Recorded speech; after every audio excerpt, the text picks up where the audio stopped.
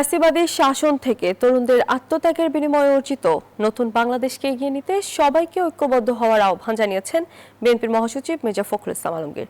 শুক্রবার রাজধানীর 100 ফিটে জেসিআই কার্নিভালে অংশ নিয়ে এসব কথা বলেন তিনি। এ সময় দেশের অর্থনৈতিক চ্যালেঞ্জ উল্লেখ করে তিনি জানান, বিপুল জনগোষ্ঠী ও সীমিত খনিজ সম্পদ সত্ত্বেও 18 কোটি মানুষের খাদ্য নিরাপত্তা নিশ্চিত করা এক বড় অর্জন।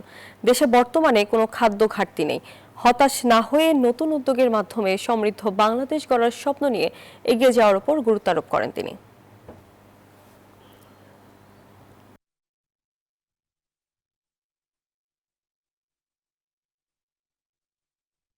15 বছরের একটা ফ্যাসিস্ট শাসনের পরে যখন আমাদের দম বন্ধ হয়ে আসছিল, যখন আমরা কথা বলতে পারতাম না, যখন আমাদের প্রিয়জন হারিয়ে গেলে, নিখোঁজ হয়ে গেলে, তাকে আমরা খুঁজে পেতাম না, গুম হয়ে যেত, যখন আমরা চোখের সামনে দেখলাম 24শে জুলাইয়ে আমাদের ছোট ছোট ছেলেরা মেয়েরা তারা প্রাণ দিচ্ছে অকাতরে দেশের পরিবর্তনের জন্যে।